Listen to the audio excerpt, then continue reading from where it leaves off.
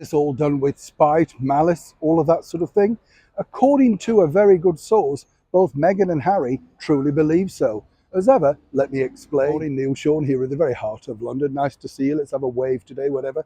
I know I like to share little tidbits of history with you in the intros, and they do kind of make me smile in many respects because it just proves, doesn't it, that we're all daft whatever we are. Let me tell you, in 1613 at Shakespeare's Globe Theatre, it burnt down during a performance, yes, not because the play was bad or indeed the audience were difficult.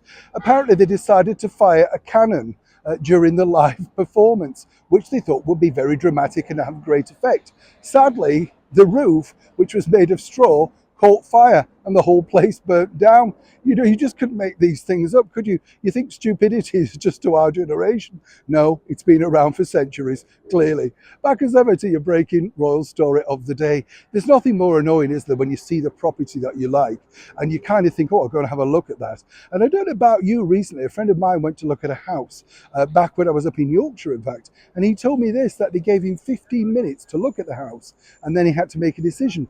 And I said to him, that's one of the big decisions of your life. You're spending thousands of pounds. Why is it 15 minutes? And he said, oh, because the house could get snapped up and so many people want it. Do you really believe that? Yeah, a little bit of push PR.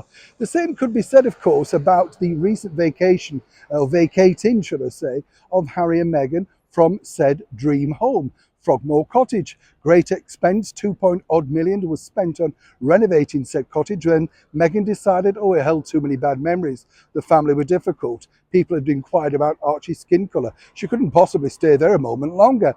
Zipping off to Canada, and now, as we know, back to home to the United States. Then earlier this year, at the beginning of January, the King issued a statement to his youngest son, basically politely requesting him that if he wasn't going to make some sort of permanent fixture over here in the United Kingdom, then he would like to reclaim back said Frogmore Cottage. Now, the idea was, of course, that Prince Andrew may downsize from Royal Lodge and move into that. That's hit a bit of a rumpus.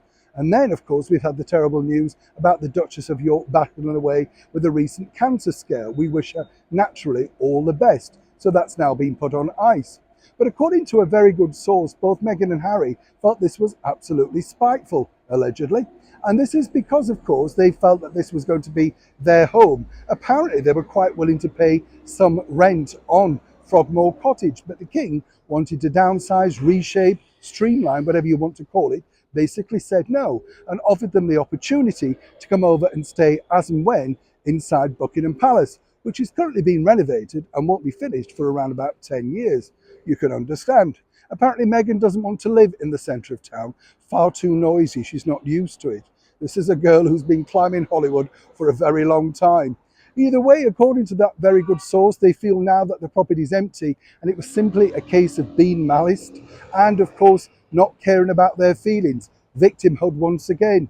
It's interesting to note, isn't it? Because now the cottage remains empty. We're not quite sure, anybody is not sure exactly what His Majesty the King's plans are for it.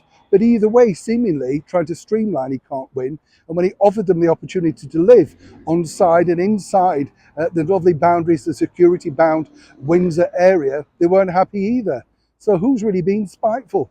As ever, I'd love to know what you think to this particular royal story in the comments below. Neil Sean in the very heart of London.